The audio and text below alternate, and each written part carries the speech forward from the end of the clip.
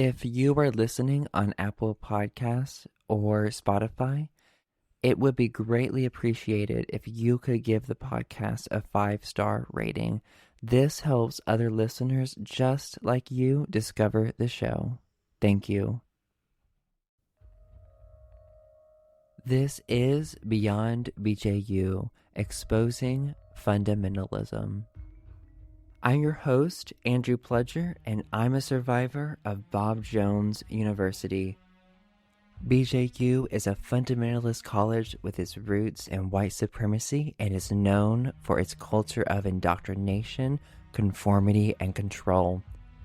Its influence extends beyond its campus, impacting Christian schooling, politics, biblical counseling, and evangelical Christianity.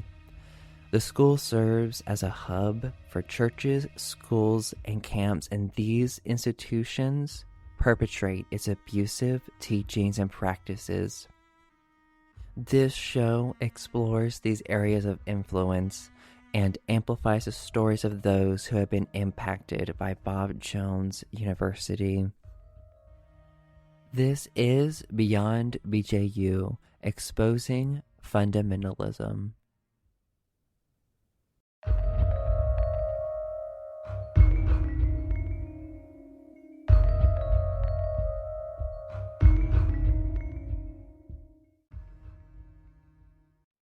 Hello everyone, this is Andrew Pludger, and I'm really excited to introduce you to the next guest and share just a little bit of the interview before you hear their story. But today I have Leah Worley, and at Bob Jones University, her experience was marked by an invasive surveillance regime and just the suffocating culture of authoritarianism at this school. She was targeted for her appearance and behavior, and she found herself under constant scrutiny, with every aspect of her identity being dissected and judged. On this episode, she recounts stories of being stalked, publicly shamed, sexually harassed, and subjected to relentless intimidation by authority figures that were determined to break her down. But they didn't. She survived. And she's now sharing her story and how she has been healing. And I'm so glad she came forward, because the surveillance culture at Bob Jones University and the stalking and the harassment and the intimidation, I mean, number one, all of these are characteristics of coercive control. But yeah, this is Leah Worley's story of just the harassment and the coercive control that she experienced at Bob Jones University.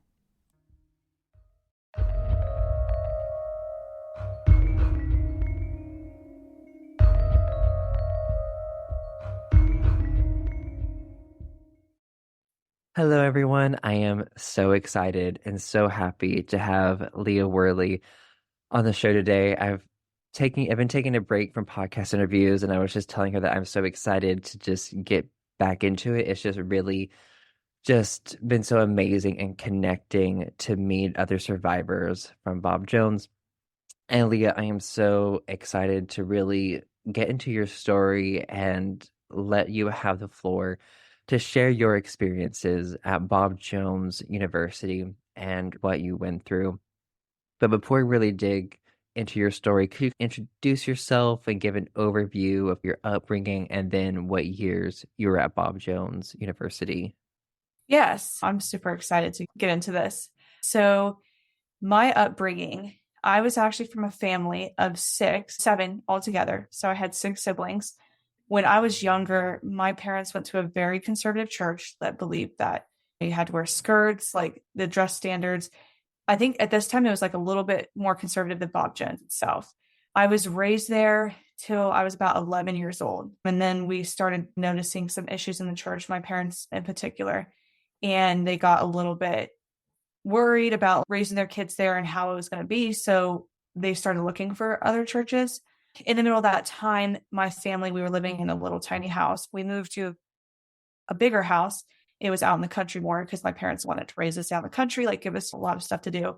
And they found another church that was closer to us that I started going to when I was like 12, all the way up until I graduated from high school.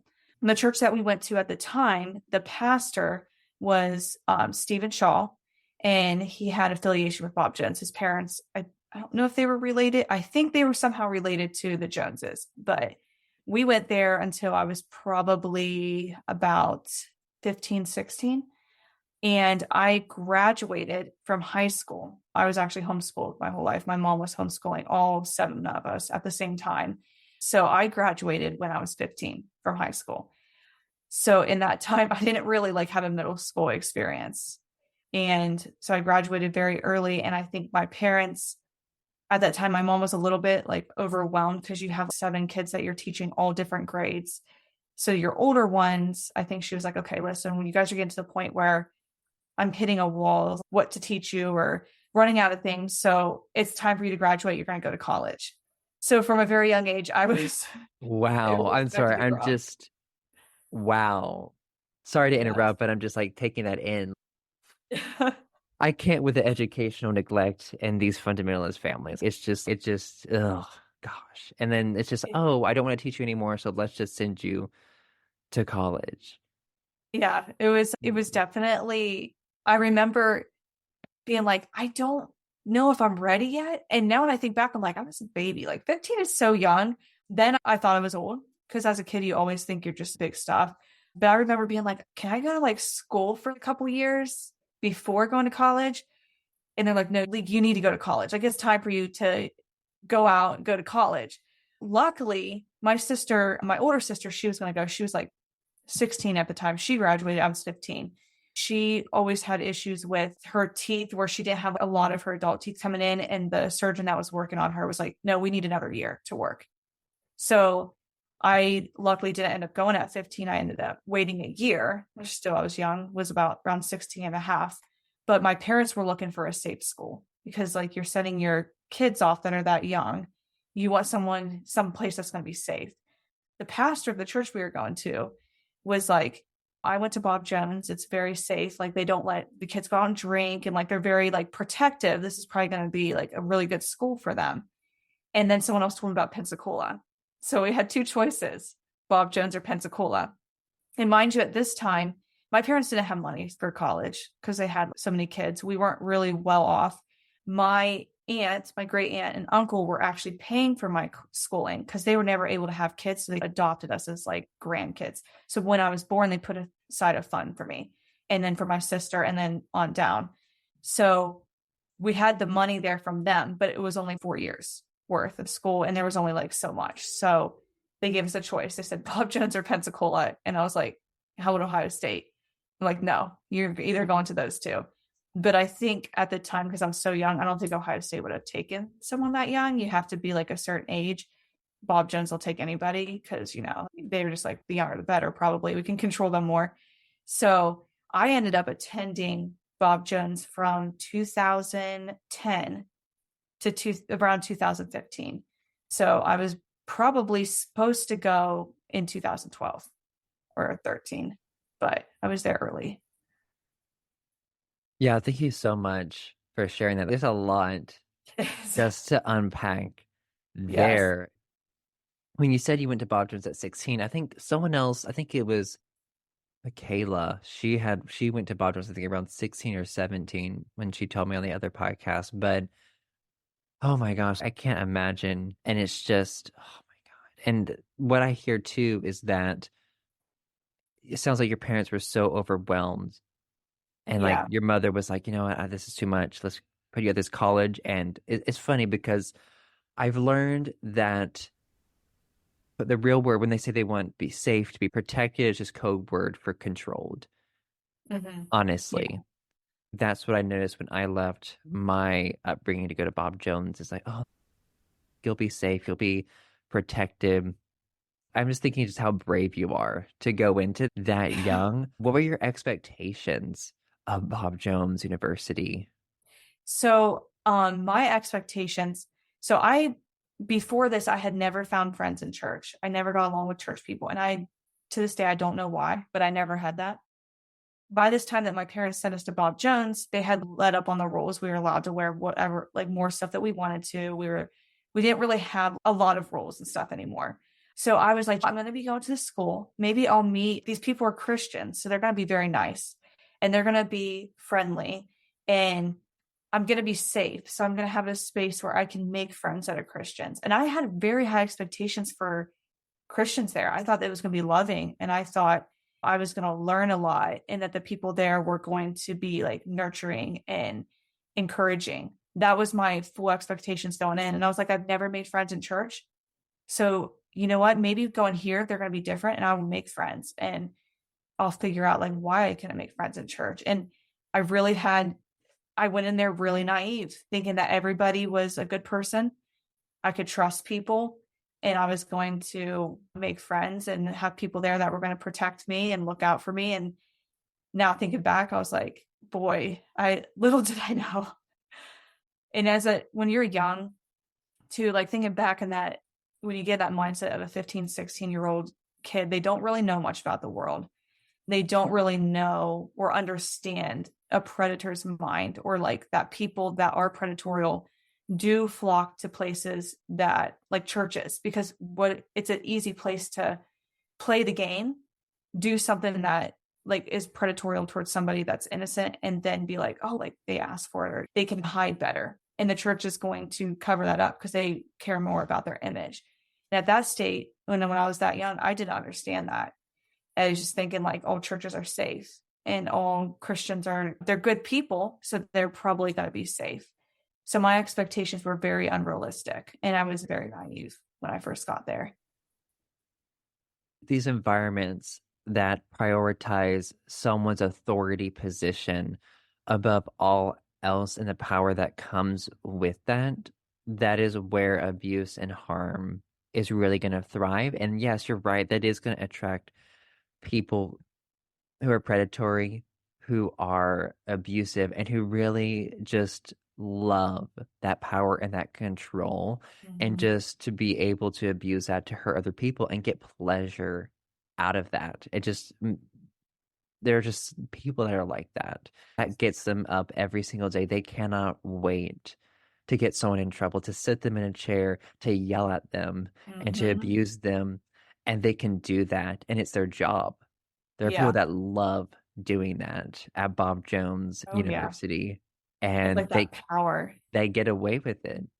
And they love making people break down, cry, getting them to confess, getting them to feel like they're the spiritual authority. They're the lesser person they need to correct, they need to discipline. And there are some people that will take it really far in those kinds of environments to just exploit someone so much. But I'm really curious about your personal experiences with leaders and also peers at Bob Jones, and like how you were treated overall. Yes, my first year, I started out working public safety because my sister wanted to be a police officer. So she was in the criminal justice and she got a job with public safety. So she got me a job. So I first started out, I had a friend group and there was like 2 guys in the group and then one of my best friends, one of the girls in the group. And we're still friends this day because she was always really good to me. But one of the guys in the group was very controlling. And I don't know his background or where he came from or whatever. But apparently when we first started out there, he told my sister that he was interested in me. And I didn't realize this for a long time. But he was very much like controlling over who I talked to, or if I did something that he did not like. And he used a little bit of like more of like mental abuse. I don't even know if he realized that he was doing it. And I always say, I hope to this day that he saw like what he was doing as wow, that was horrible and feels bad about it. But it would be to the point like if I talked to another guy, he would text and be like, you're being a whore.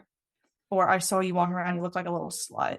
Or there was like one time when I was talking about one of my friends went somewhere like during the summer and I was dancing and he was like, yeah, you probably look like a little whore. Like I was called whore and slut so much that I literally started thinking, am I acting like that? And that's, I feel like where it started, the breakdown started there because the relationship became so toxic and it never became like a relationship, like a dating relationship between us. It was always a friendship. but I allowed things to be said to me and I allowed mental abuse to happen that I should have never allowed, but I was too young to understand or to stand up for myself. I was falling for it, like I was believing it. And at the same time, there was a lot of leadership that was telling me I was being promiscuous and I was being slutty. It all started when I first came onto campus and I started working for public safety.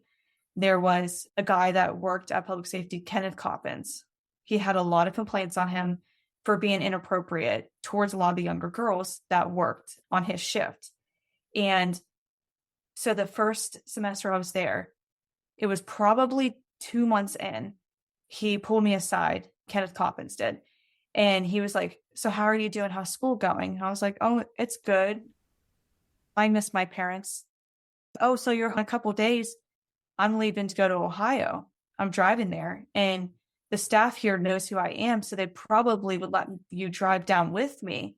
And maybe you can go see your parents. And I was like, oh, that would be great. Because I was thinking about as I'm homesick, I would love to go see my parents. And I was like, okay, yeah, like maybe. And now when I think back, I'm like, but I was a kid and I was stupid. And I was like, yeah, that would be great. So the conversation ended and he left. And one of the guys that was working with me came up to me and he was like, I advise you against that. Don't do it.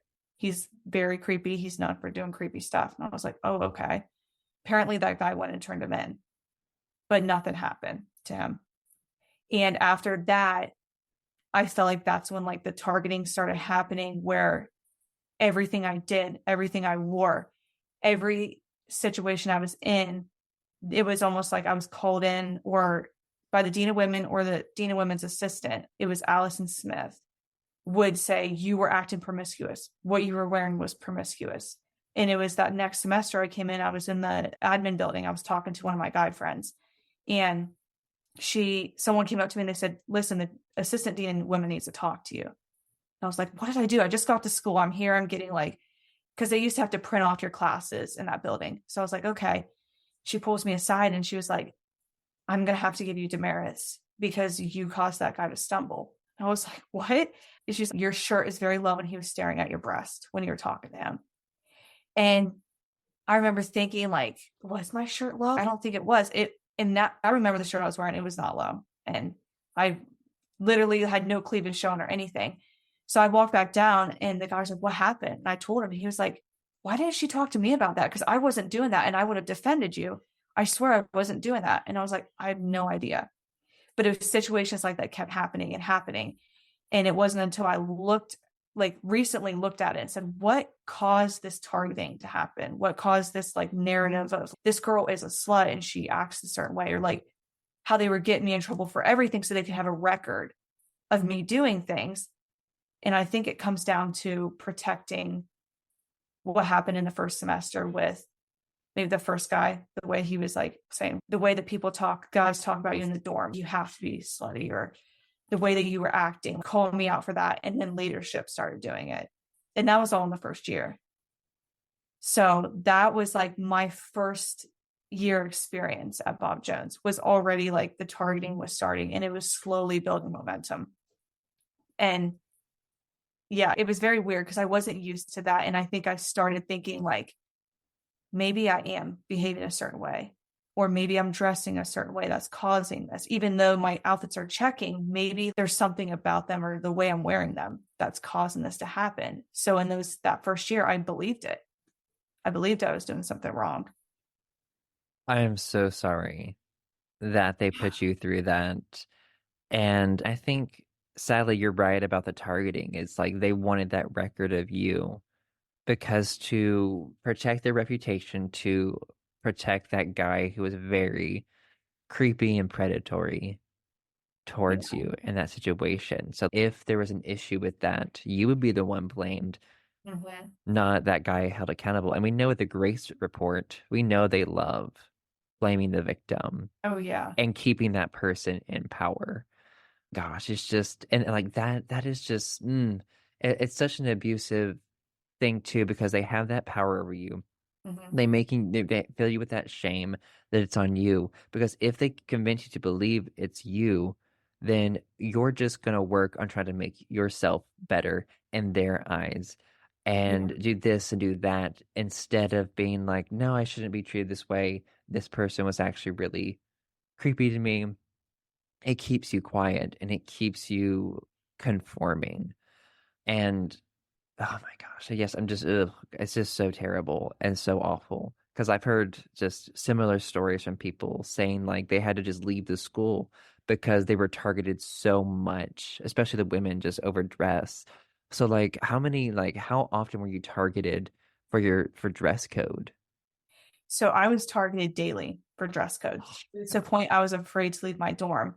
And I actually have one story that it's a funny story now, but it actually proved at the time what was happening. So every time I left my dorm, everywhere I went, they would have RAs. It was almost like they were waiting for me. I'd walk down the steps, there'd be someone be like, oh, you get a demerit for what you're wearing.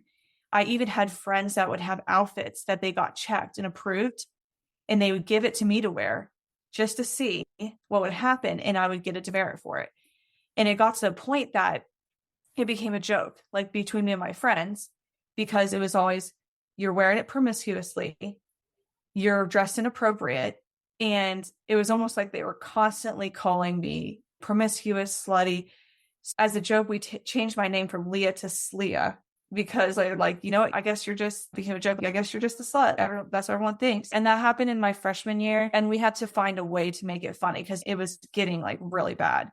So one time my friend had to go up to get a pass, and she was like, can you come up with me to the Dean of Women's office to get a pass? And I was like, absolutely not, because I'll get in trouble as soon as I walk in there. And she was like, okay. She looked at my skirt and she's okay, your skirt's almost down to your ankles, so you're good there. There's no, you can't see your knees.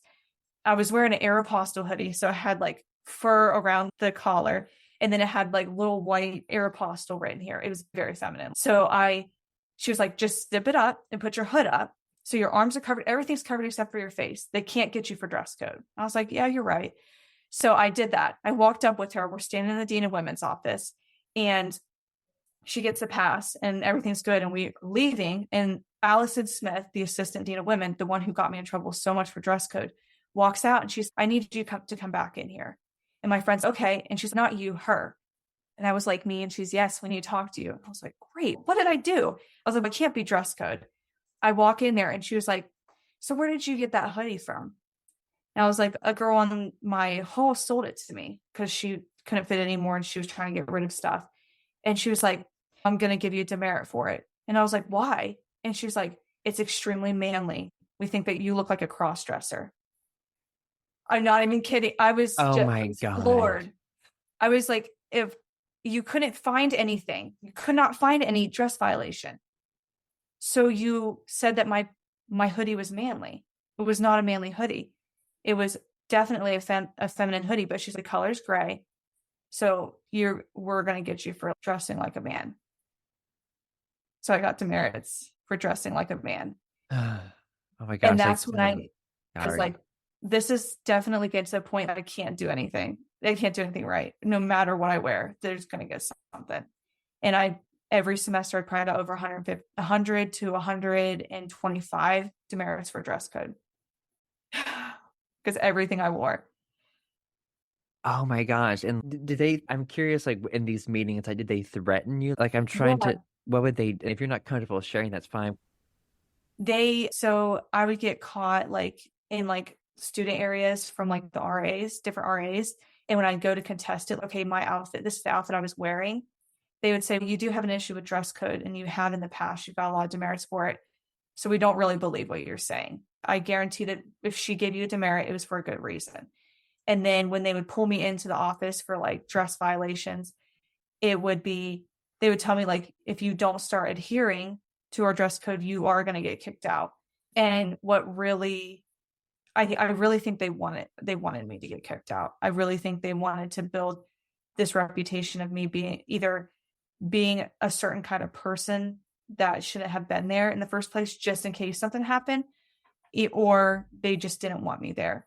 Because it got so bad, I had to go to counseling. They sent me to counseling with the dorm leader. And I was like, okay, so I'm going to counseling. This is my second year.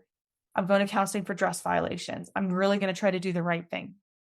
And when she gives me like studies to read, come in prepared. And every time I would come in, And she said, what did you learn from the lesson I gave you today? And I would tell her, and she's, it's not really what we were going for. I don't really feel like you paid attention.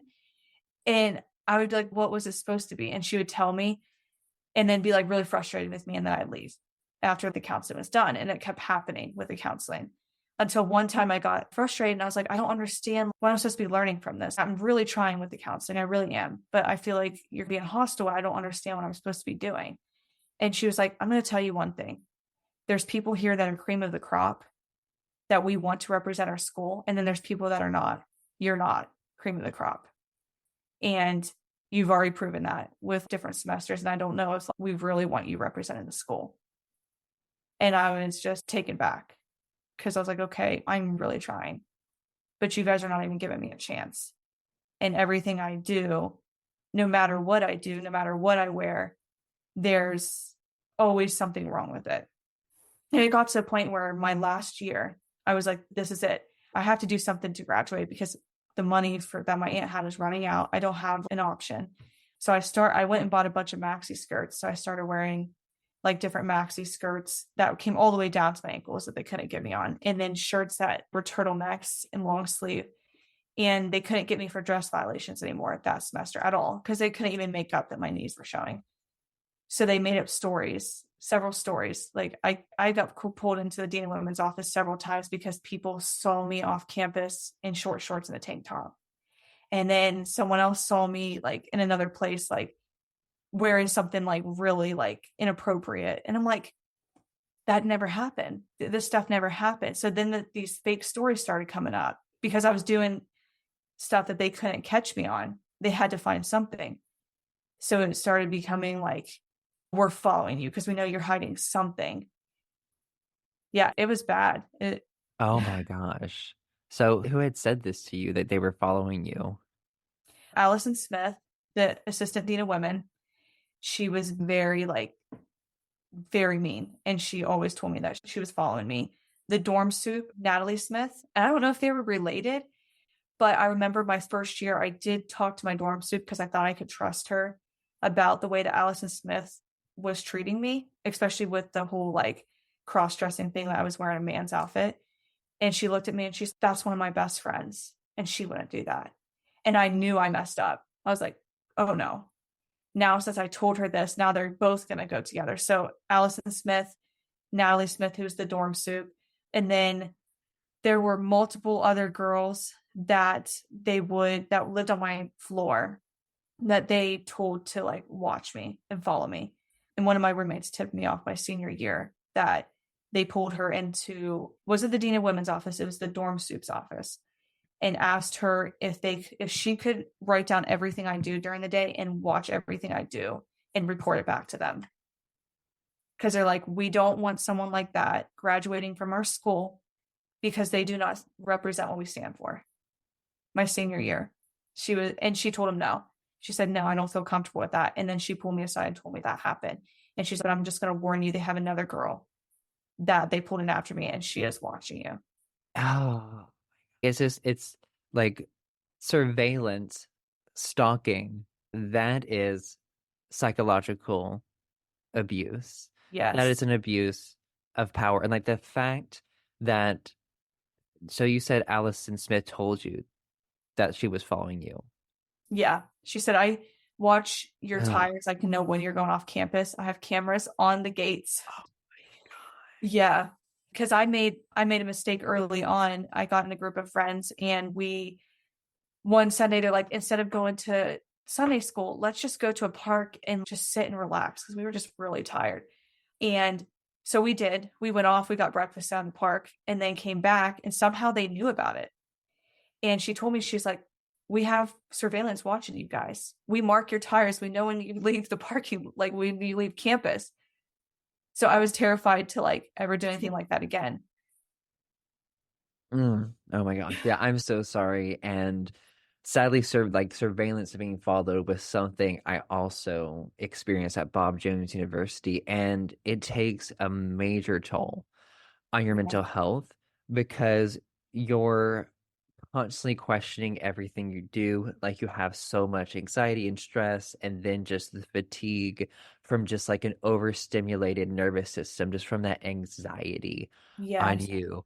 And it is a tool of control and abuse because because that people are following you, you don't always know when and where. Yeah. So it keeps you conforming. It's a way to control your behavior. And you're trying to do everything you can to conform to this. You're put into this state of hypervigilance. And then you don't know who you can trust. Yeah. You don't know, like, your relationships, like you said, you open up to that girl, and then you're like, oh my gosh, oh no, I did this, and they're gonna come against me. And then they pulled aside your friend, and then they thankfully were able to tell you that, and then be like, someone else is following you. And it's just, oh my gosh, it's horrible. And it is like a cult tactic used to control and Yeah. make people conform. And I think the sad thing is, before we started recording, is when you're in that environment, you just take it. Yeah. You have no one advocating for you. You are just under their control. You're powerless to them. And when you get out of that environment, you think, oh my gosh, that wasn't okay. That was abusive. But it's just in the circumstances that you are in, it's hard to question that or to go against that because, again, in an environment where the power is prioritized above all else and where you do not matter really at all, and the reputation matters more, and you have to Yeah. be a certain kind of person, like that's not a safe environment. No, That's not not. at all. No. When they had the opportunity to protect me from people that were not safe, they did not do it. Like with the whole Kenneth Coppins, I know, like I mentioned him before, and I have a feeling it's sad there probably is going to be more stuff that comes out about him, maybe. But he was the kind of person that I've always been a person that I like my space. If I'm standing here, I don't want someone to come up and just grab me or touch me. Or, this is my space, leave me alone. When we would go to traffic in the morning, he would, like all the girls, he would always come up and tease or poke you in the side or whatever. And I know that there was a lot of guys there that weren't comfortable with that. They're like, that's not appropriate. And they would go turn him in. He got turned in so many times. There was a girl that he was stalked so much and her brother was not comfortable with it that they had to move her off night watch. And then eventually they took her out of school because of him. And because he was just too attached or stalky to her or whatever, he was the same way with me until I started dating. And then he almost got like mad about me dating somebody. They eventually moved him to an office on back campus, one of the admin buildings. He would start getting me on like dress code violations. I'd be wearing the same things that the other people were wearing to traffic or the other guys, but I would get in trouble with him for the dress code violation. So he'd call me back to his office and I would bring my boyfriend with me and he'd get upset with me like, why you don't need to bring him. I didn't say that he's part of the meeting. And I think it's so two-faced that they preach accountability. Don't be in a room alone with a guy. Don't go off campus alone with a guy. You have to be above reproach. But then they allow somebody who has multiple priors where people have turned him in for being inappropriate or creepy. And they allow him to have an office on the back of campus and call young girls in there by themselves with nobody else in there watching. And there was no accountability for him. And like you guys preach, don't do this, but then you're going to allow authority figure and no one's going to say anything about it. And to me, I was like, and the fact that he was getting upset that I was bringing my boyfriend at the time there. And he even called me out one time. He was like, ever since you got this boyfriend, you haven't given me the time of day. And this was in the middle of, so I was going to the snack shop and him and his friends, like some other guys that worked there, one of which actually recently got, or in the last couple of years, got arrested for raping somebody.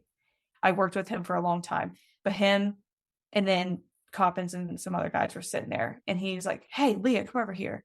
So I walked over to the table and he was like, you think you're too good for me now? I was like, no, I don't think that. He was like, ever since you got that boyfriend, you just don't have anything to do with me anymore at all.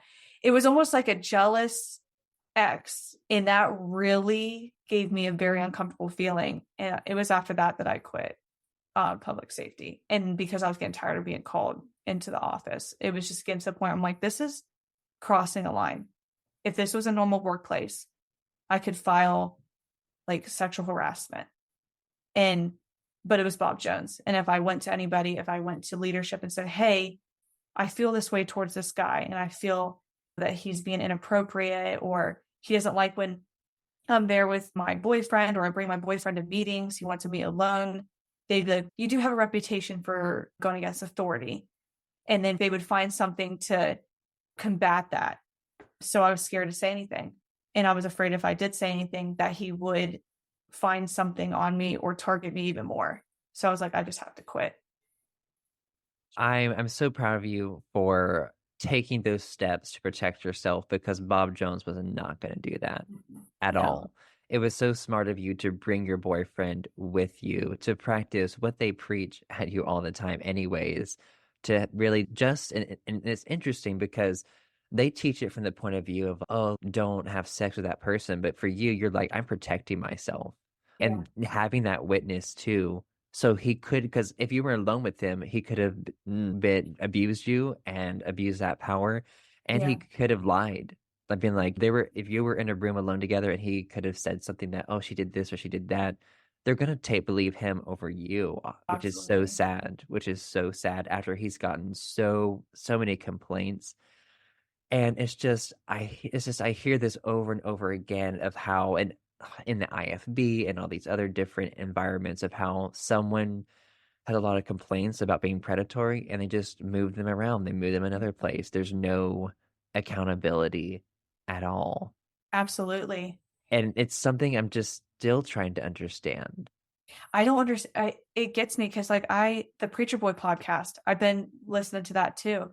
And the way that he talks about someone abuses someone in a church, or they show signs of abuse and they move them to another church, or they move them to another organization, they don't ever get rid of them. And then they end up abusing someone else. And I'm like, you have to protect women and children and men. Like, you have to protect people. And these are people that are vulnerable, and you're not protecting them. Moving this person around is not protecting them. Putting that person in a private office and back campus when they used to be in public and have an office around people, and now they're being inappropriate, so you hide them in back campus. He has more opportunity to do something back there. Like, how are you protecting these girls that people have been coming forward saying he's being inappropriate, and you're just like, oh, you have an authority issue, we're just going to move him back here and hide him. Like, it blows my mind. It blows my mind, and it makes me extremely angry and it's a pattern with them. They'd rather hide what's going on than come out and say, we are so sorry that we allowed this to go on for so long. Can you forgive us? We will try to do better. What can we do better? No, let's hide it, because we can't admit that we're wrong, because it makes us look bad in some kind of way. And to me, I have no respect for that. I have more respect for someone that apologizes and tries to do better. They don't do that, though. And that's what makes them dangerous, is they hide their faults. They protect stuff so that their image looks good. And to me, that's more dangerous, because people see that and they don't. I'd rather know who my enemy is than not know. And these people are sending their kids to these schools, and things are happening, and they're hiding it, and they're using that person as a scapegoat. And it's awful. I feel like it's very, and if they claim to be Christians, they claim to have all this knowledge of who Jesus is, but then totally act opposite of how Jesus or God would act in that situation, is just unbelievable. Yeah, thank you so much for sharing that. And yeah, it's just, there's no excuse for it. No. It's sad that he was still given that position of power, and he wasn't held accountable for anything. And something I'm like, it just blows my mind too, is just they're like they're nitpicking you about things that you're not even breaking rules about, and putting you under surveillance and things. When this guy, he should have been put under surveillance. Should have been the one that probably his computer drive probably should have been checked or something. You know what I mean? Absolutely. Yeah. He should. Oh my gosh, it's just, but it's, oh my, and like again, like I said earlier, it's just when you care so much about this authoritarian hierarchy, horrible things are going to happen in Yeah. that kind of environment. And and again, like Bob Jones, like it's his own world, it's his own bubble, a cult. Yes. And that's the way they've always run it. And that's what I learned through the Grace Report was just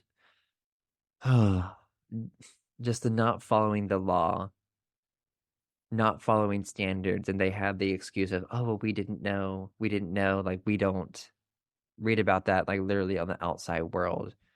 And it's just like you're not going to have a safe place No. that doesn't prioritize really helping people. But it's just anyways, but I know like through your time at Bob Jones, it takes a mental toll on you. And I know when you had sent in your form, like mental health was a struggle for you. So could you talk about the mental struggles that you had? And I think you had tried to transfer to Ohio State. Is that correct? Yes, I did. Okay, could you talk about like your struggle with mental health and then how like you tried to transfer to Ohio State and then the struggles with that? Yes. So I think this was my first semester junior year that this happened. My older sister had left the school because she was just done with it, which was very smart. Wish that I would have done the same, but I was that person that was determined I had to get my aunt's paying for this. I'd have to get it done. Like I felt that pressure. I can't be too old when I graduate. And it was that junior year that I had just had to end not a relationship, but a friendship with a guy that was like very mentally abusive. My parents blocked his number from my phone because they were like, this is getting bad, which I commend them for that. I was being stalked constantly. And I think that the mental break actually happened after I had a run-in with Dr. Bob III. I forgot about this, but this does have take part in this. I had just started dating my husband now, but we were just dating at the time. And I don't know what was going on campus, just some kind of big event. And he was like, do you want to go watch my society's soccer game? I forget what they call him. I think it's society. Yeah, society is what they call it Society. now. Yeah. He was like, do you want to go watch a soccer game? They're playing. I was like, yeah. So we went down to the field and there was like probably 4 or 5 people sitting on the bleachers on the other side. And then we sat on one of the bleachers and I was underneath the blanket by myself because I was freezing. And then he was sitting like probably 5 inches away from me and we were talking. Well, good old Triple Sticks himself comes walking down the path. And all of a sudden, before I know it, I'm getting screamed at, get down here right now. And I looked at my boyfriend. I'm like, is he talking to us? And he was like, I think so. So I was like, I don't know what he's going to be mad about because there's other people here. We're not alone. There's people playing soccer. And we get down there and he was like, looks at my boyfriend. He's, what were you guys doing? He was like, we're watching a soccer game. He was like, no, what were you doing? He was like, we were watching a soccer game. He was like, no, you guys were having sex or doing something. I was like, first of all, how is that even possible? We weren't even close enough, but whatever. So he was like going on about like how we were doing all this stuff. And I looked at him and I said, sir, I promise you, we were not doing that. And he was like, young lady, you watch how you talk to a man. You never address a man when you're being talked to. And I was like, I was trying to defend myself because I'm like, no, you're making the story. You're going to get me in trouble for something I didn't do. And he was like, do not talk to a man like that. He screamed in my face that I shouldn't talk to him and then told us to leave and he was going to go turn us in. So I get back to the dorm that night and I just had a mental breakdown because it was like one thing after the other. And I was like, I can't do this anymore. I just can't.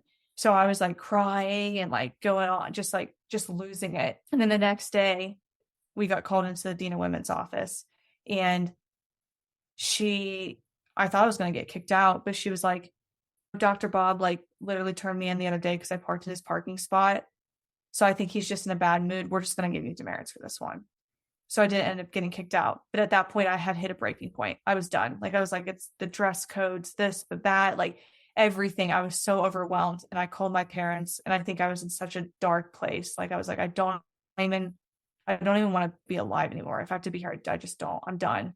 Like, just drained. And then my academics was failing because my mental health was so bad. Like, I just felt horrible all the time. So my mom was like, okay, this is the last semester. We're bringing you home. Like, you can't do this. Also, not to mention, I was so stressed out and stuff. I had lost like 20 pounds. I probably weighed like 85 pounds. They thought that I was having like anorexia, but I wasn't. I was just so stressed out and so mentally drained. So my parents brought me home because they were like a little bit worried, and they enrolled me in a campus off of Ohio State. So it's part of Ohio State, but it's because it's hard to get on campus. It was like one of the branches for 3 classes. And I started going there. And mind you, at this time at Bob Jones, I had a GPA like 1.5 because like I just was having such a hard time focusing on school because of like the constant stalking and the berating and everything. So I started going to this campus off Ohio State, and I was taking 3 of their hardest classes. I was taking anatomy, biology, and then some other chemistry class or something. And I literally got A's in all 3 classes. I had a 4.0, and the school invited me to attend their main campus because you have to do one of their like branch campuses first. And if you do well enough, they'll invite you to their main campus. We started looking into like other schools because I was like, you know what, maybe I just need to get out of Bob Jones and we can just transfer and I can go to another school. But then when we started like looking into it, they're like, first of all, you have to get your GPA back up, or you've got to start from scratch. Like you have to start from freshman year.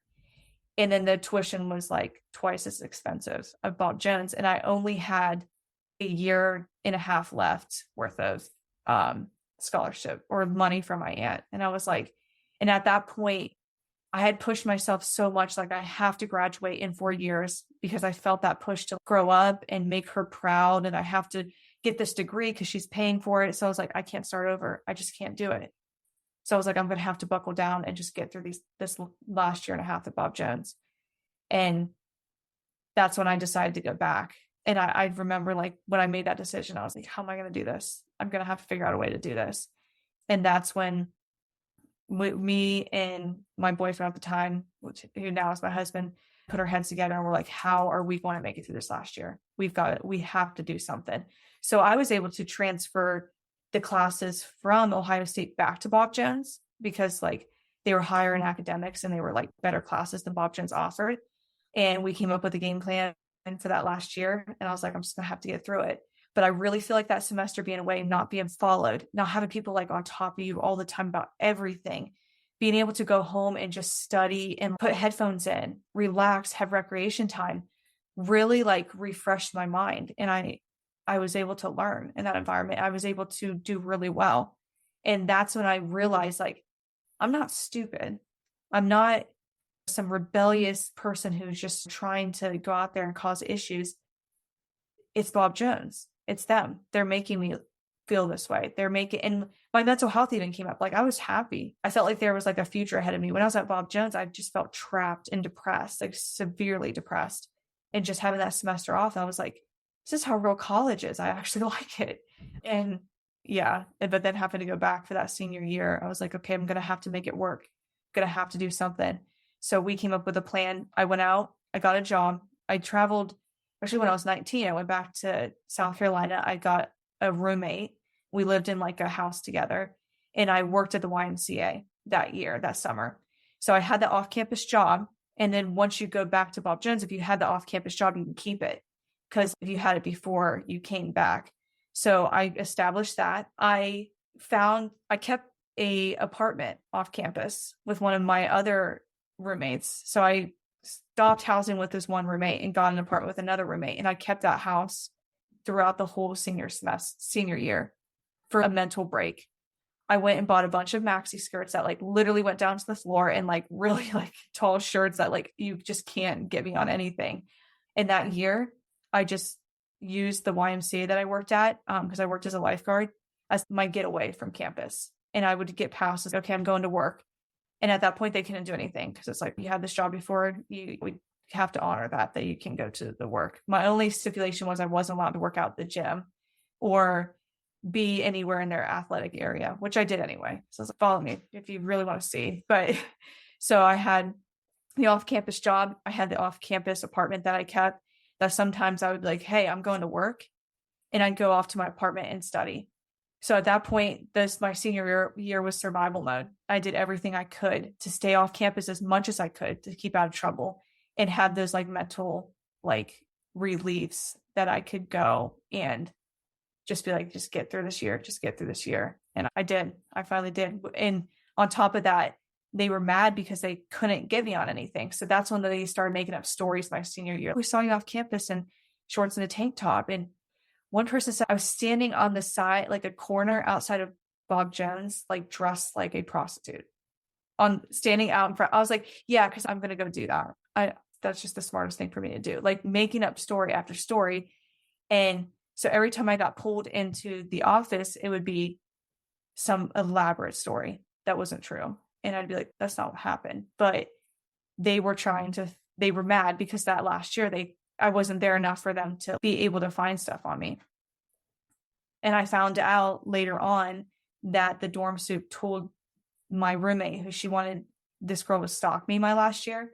She said, we don't want someone like her graduating from our school because of her reputation. It doesn't make us look good. So they were bound and determined for me not to finish that last year. Luckily, I did end up finishing, and I did end up graduating. I walked in 2014, but then I had 2 classes left to take, and I took them online that summer and got my diploma and is done. But that's how I did it. Oh my gosh. Yeah, wow. Thank you so much just for sharing all those personal things and like your own like mental struggle through that. And just it made me so happy when you were able to take a break from that. Yes. Because when you're in these authoritarian, high control environments, it is ingrained in you that you are the problem. It's Yeah. you, it's never the system. So, in that kind of environment, when you're blamed and you're shamed, you're going to do everything to adjust your behavior, adjust your thoughts, adjust your attitude, like we call like thought reform. Like they're trying to change the way you think to create you into this person that they want, which they literally told you. I Yeah. don't know, like when I was at Bob Jones, they would call it the BJU mold. Even people would tell me that, like, you don't really fit the BJU mold exactly. Yes. That's what that's what I remember it being called, the BJU mold, the person, the kind of person that they want you to be and act, think, behave, whatever.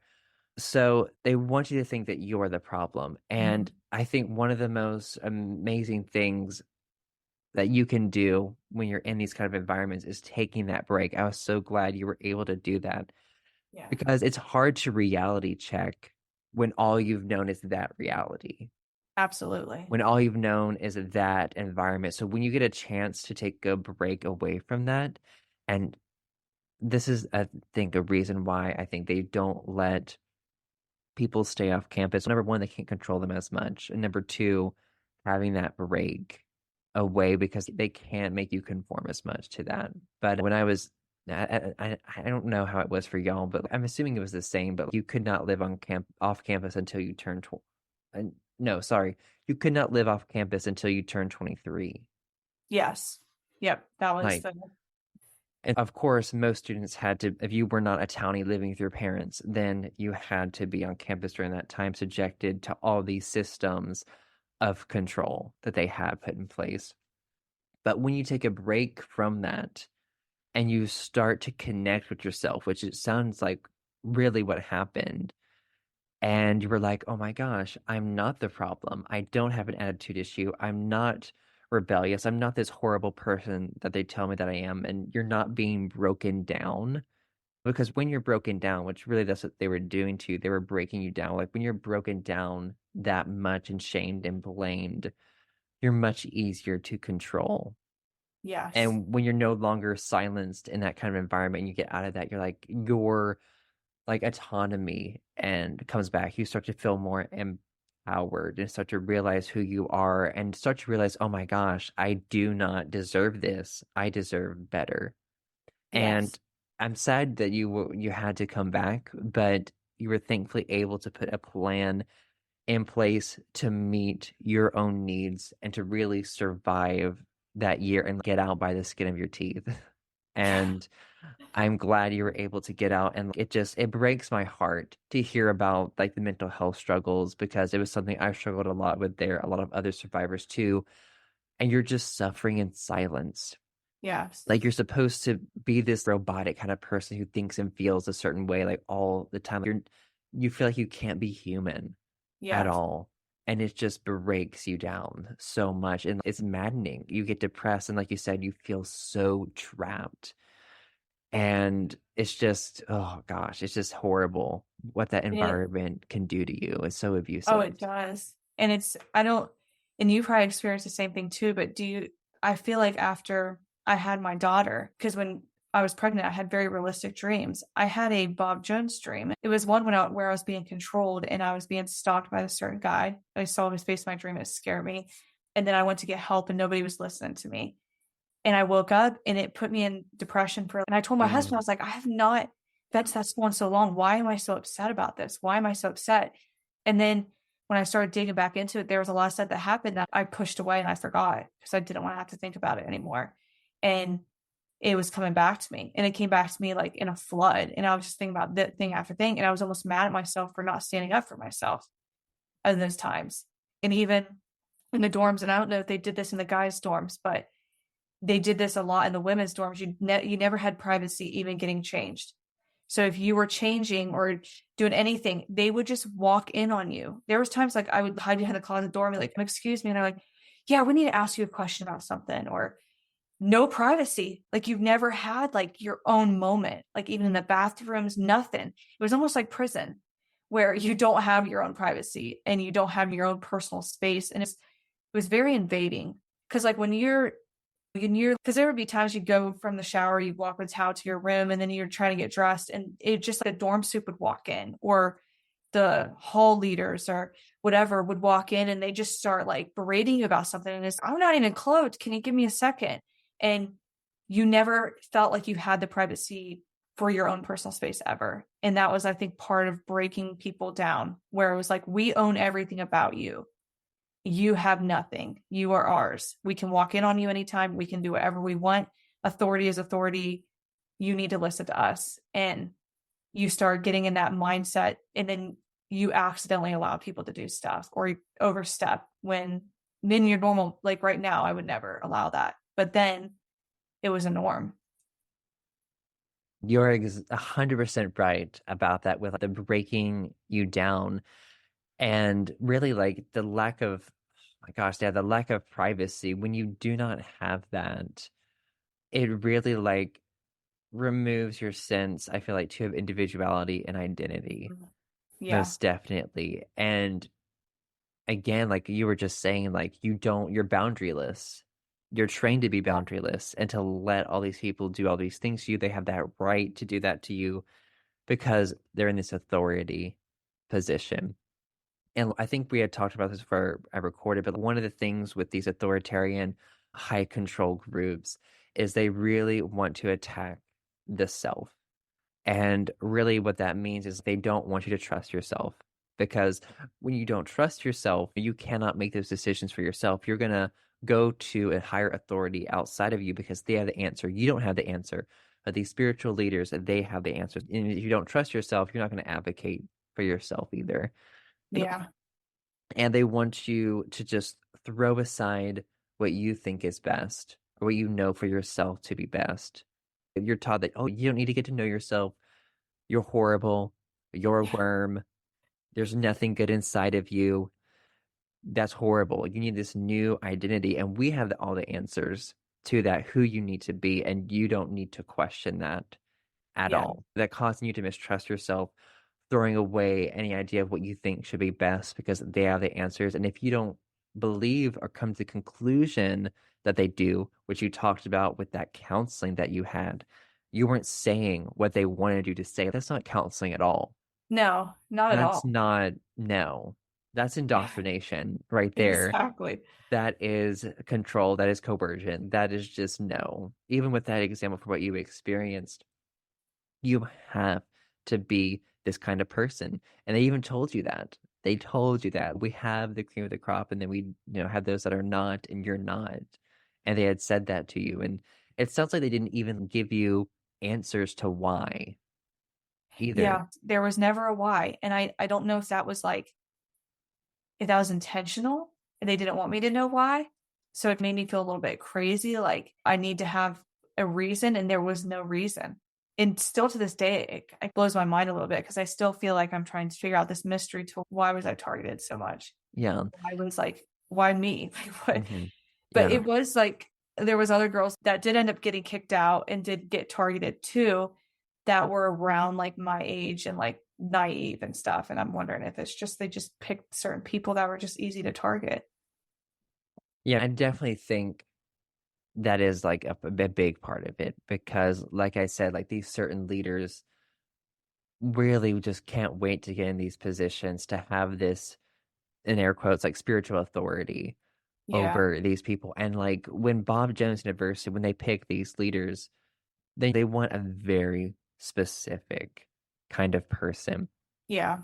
And something that I've learned too in between since the last podcast is within high control groups, there yeah, there's systems of control and there's systems of influence. And one of a common things of like systems of influence,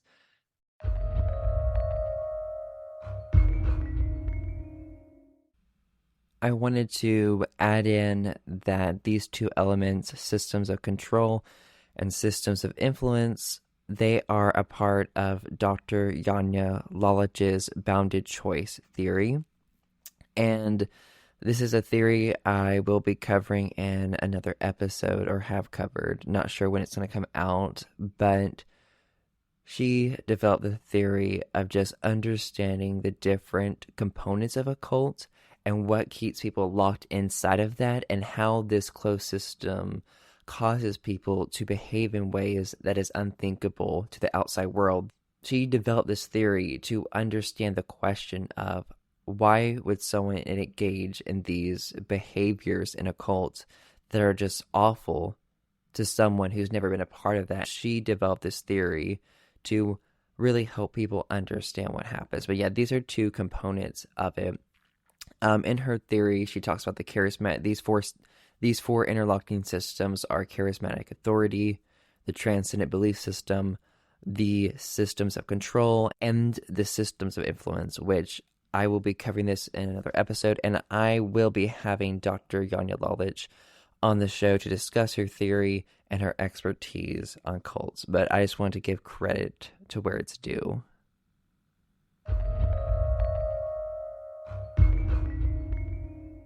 Systems of control in these high control groups, they're usually the more like overt, obvious things like the rules and the regulations and just all the schedule. But with systems of influence, it's more of the influence that comes from relationships, from forced relationships in these high control groups. We had the forced relationships with discipleship groups, and we had this model, this, I forgot, group leader is what we call them. I think they call them maybe prayer captain.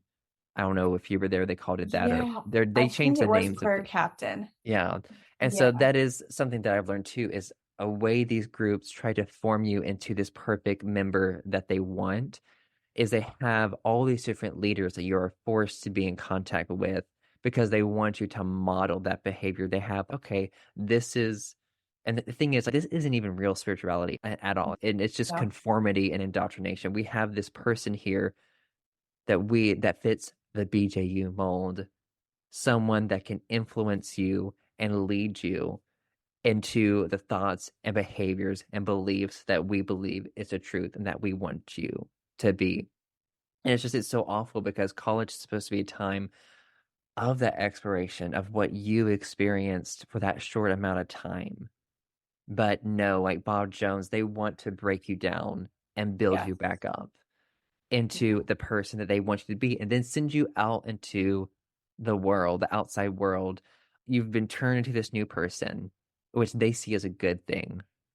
Yeah. And you're taking that and you're spreading that message or that approach somewhere else or bringing people in. And if you're not that, they don't want you. They don't Yeah. want you at all. And it's just absolutely horrible. And oh my gosh. But I know we're getting closer to the end of our interview, and I've loved this interview and hearing your story. I'm really curious, like, how did all these experiences at BJU shape your perspective on the school and its treatment of students? I think that I realized after I got out that what you were saying is Bob Jones wants everybody to fit that cookie cutter mold and think in their box. And what I've learned is after I got out is that there is no discernment at Bob Jones. And discernment is extremely important in everyday life. You have the people that are the Bob Jonesers and they believe, oh, I'm conservative, this and that. And then you have the other side, and there's always a feeling like you're either on this side or this side. But they never tell you can be in the middle. You have to either be on one side or the other. You can't be in the middle and say, okay, what do I feel about this? Is this something that aligns with my personal beliefs or who I am? Or does it not? It's like the same thing, like you have to one side or the other. With me, I'm in the middle of everything. I'm in the middle, and I always look at everything through a discerning lens and what is really going on here. Do I believe this? Is what this person telling me correct? And try to be more discerning than I am a conservative. And this is, I believe all this conservative stuff, and I don't ever question. I feel like questioning is extremely important. They don't want you to question. They don't want you to question, like, why is this happening? Or is this right? They don't want you to do that.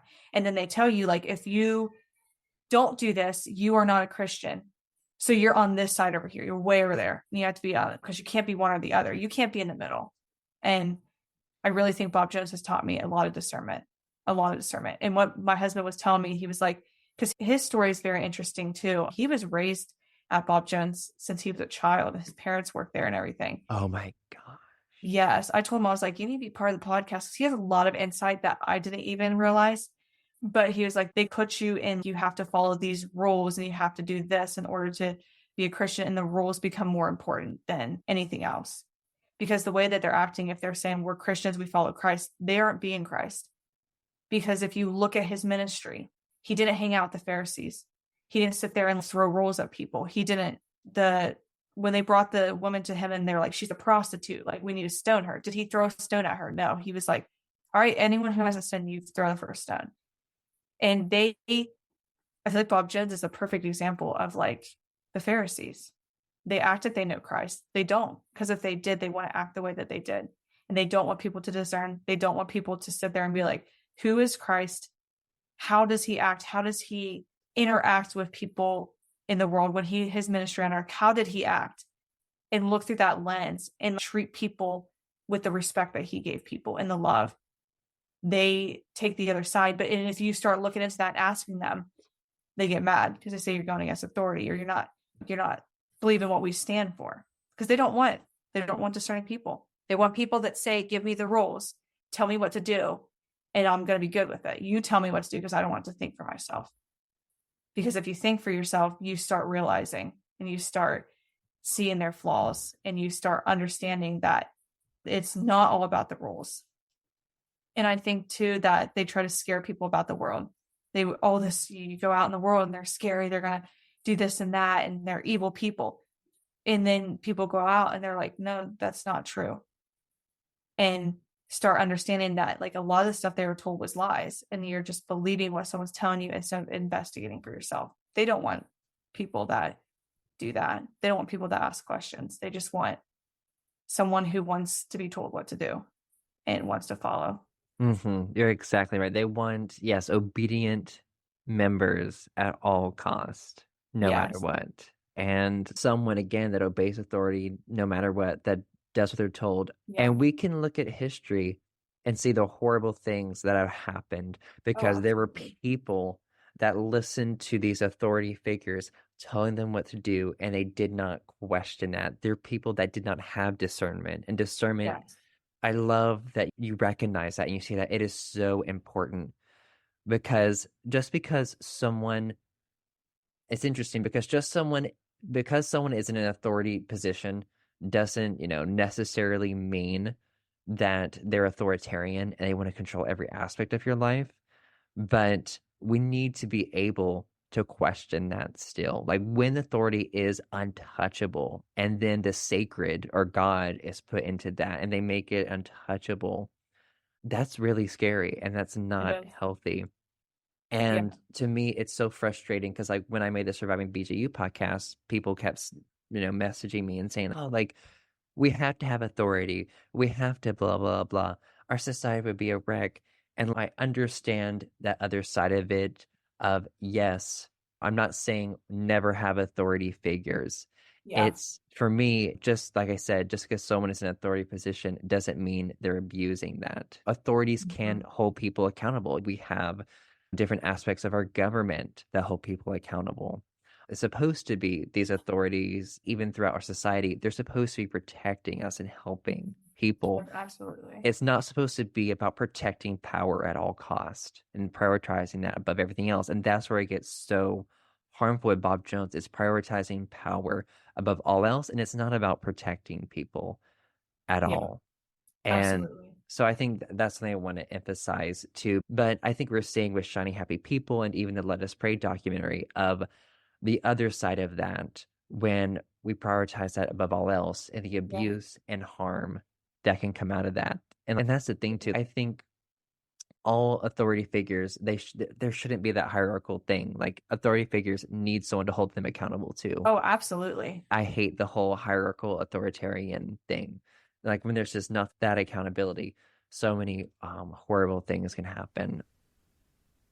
You've brought me and like for people listening through so much of your journey and just the abuse and just harm that you went through at Bob Jones. But I'm curious, like how you have navigated that healing. Like how have you healed since leaving that environment? I feel like I've stepped back and taken a look at myself and see what I need to do to protect myself from that happening again. I really think that Bob Jones taught me to be very look at everything through a certain lens. Because after I left school, I did go into jobs where there was men there that used their authority to try to get me to do stuff that was inappropriate or different things. And because of my experience with Bob Jones, I was able to look through that in the lens of discernment and be like, yeah, this is my boss, but this is not right. And I really think like a lot of girls, women, like even guys aren't taught that in conservative circles. And it really has given me an opportunity to teach my daughter that, to teach her how to respect authority because she's going to have that in her school. She's going to have that throughout life, but also look at everything through a lens of discernment. Is this just because this is my authority and they're asking me to do something? Is this right what they're asking me to do? And understanding that people are human. And I think that's one thing that Bob Jones did not teach their students and that they tried not to teach their students is that just because someone is an authority does not mean that they are knowing that they know everything that's best for you. They're still human. And in each of us, there is a little bit of evil. And if you let that person have too much power, that evil can take over. And you always have to look and see if that person's intentions are right for you. And it really taught me to do that because I think when I was there, I allowed a lot of stuff to happen that I shouldn't have, but I didn't have discernment at that time. It was obey authority. Don't do anything to cause a wave because you're already in enough trouble. Whereas now, I don't care. If I feel like somebody is a detriment to me or my family or my mental health, like I will step away from that. If I feel like an organization is doing something that I don't agree with, no matter how much I love that organization, I will step away from that because nothing is more important than your personal values and your personal morals. And I feel like a lot of people that are part of churches are so connected to that place that they do not want something bad to happen because that means they've got to restructure their life. And that's hard to do. So they don't look with discernment and they allow things to slide. And I'm very thankful that I had the experience I did because I feel like it made me a stronger person and it really gave me discernment to do what's best for me and my family and always looking through the lens of what is right and what is wrong.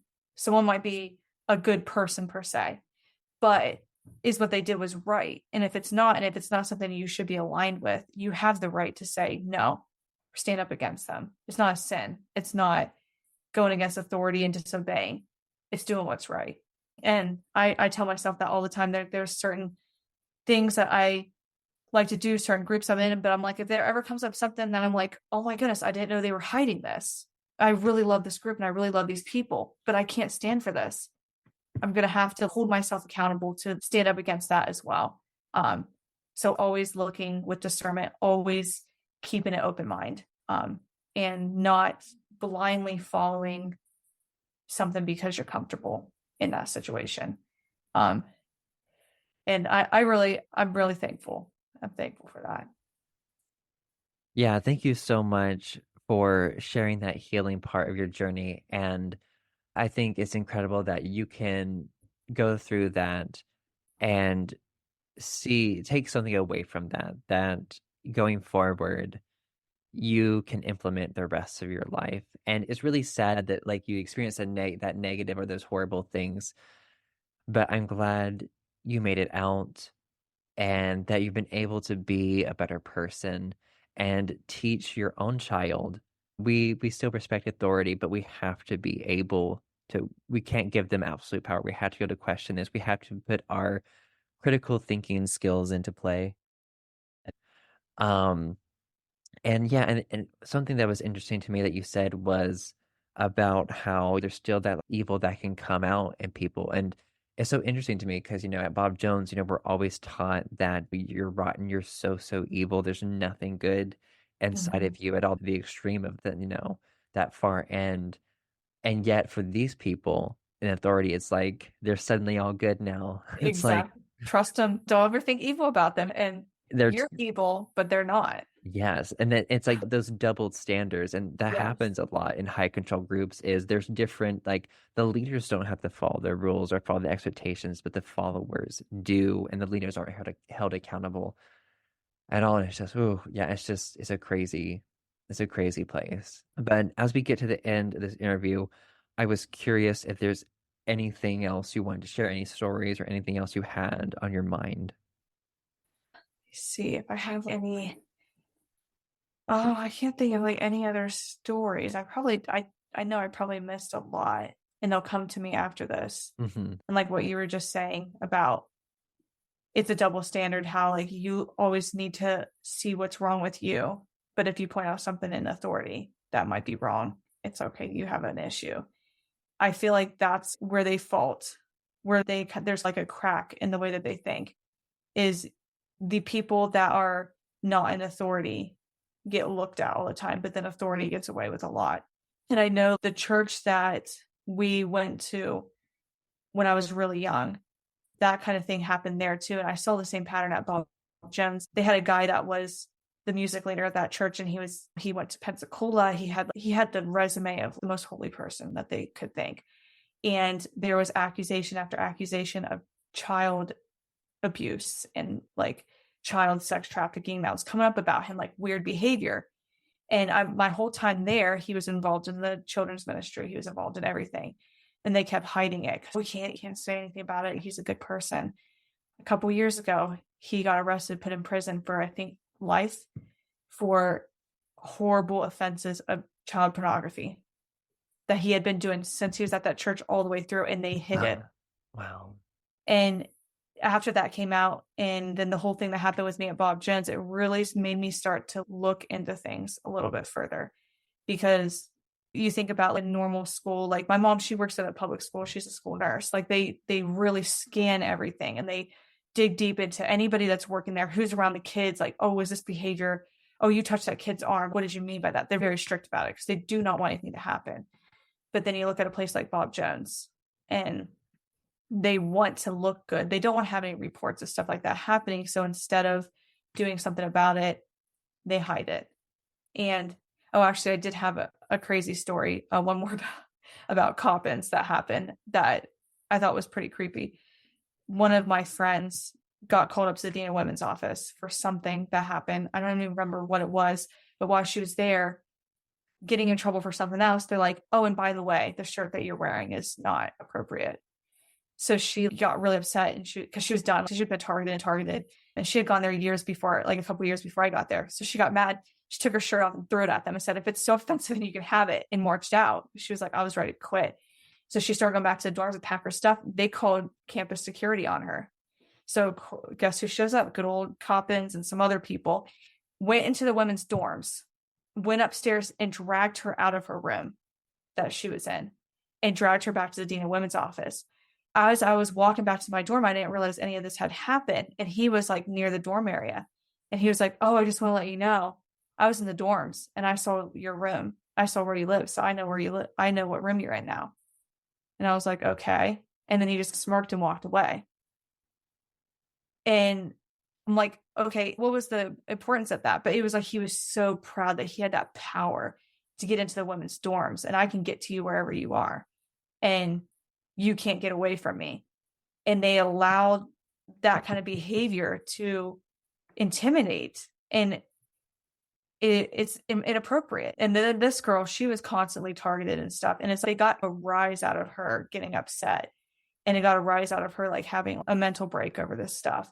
And to them, it was, we won, we broke her down, we got her to do something like really crazy, and this is funny. And that always sticks in my head, like that authority could get away with a lot more than anyone else could. If I would have walked up to a guy and said, hey, I know where your room is, I would have gotten in big trouble. Like, why were you saying that?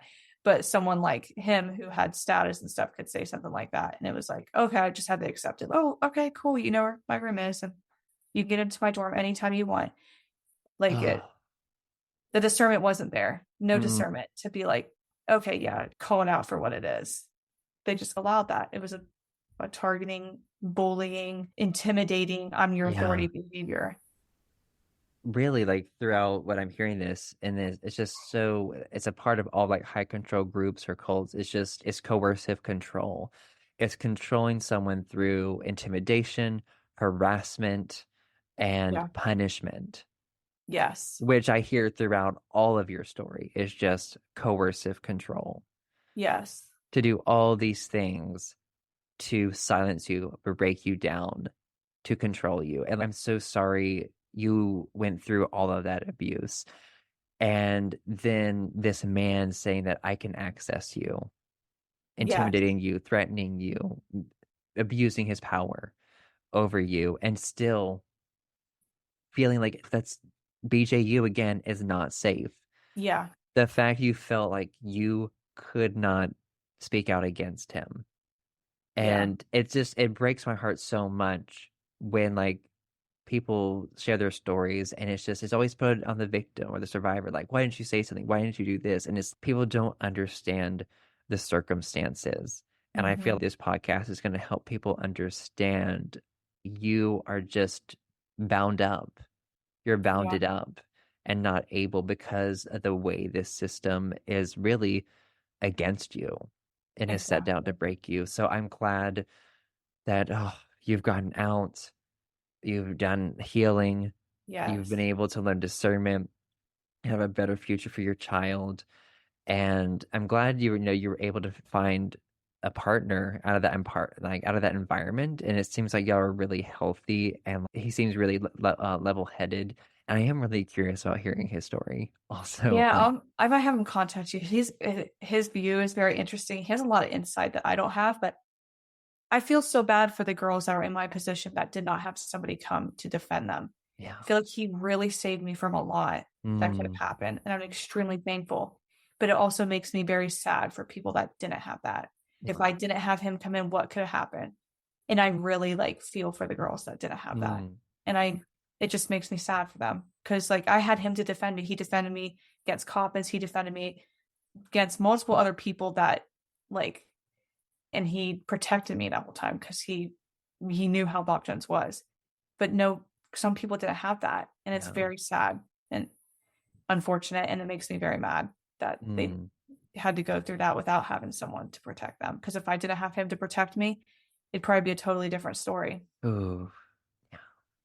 Yeah. Well, thank you so much for coming on the show. And just, I know it's not easy sharing all of these difficult things and bringing it back up, but it can also be such a healing thing, Yeah. I think, too. And like your story is going to be a light to so many other people and validate their experiences and help them know that they are not alone, and that you can heal and you can be a better person. So thank you so much for coming on the podcast and just sharing your experiences and helping other people.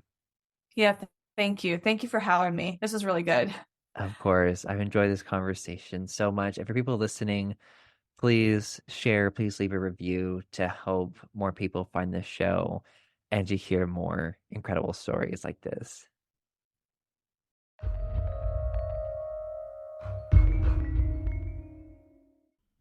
Thank you for listening to this episode of Beyond BJU. If you are listening on Apple Podcast or on Spotify, if you could leave a 5-star rating, this will help other listeners just like you discover the show. Thank you.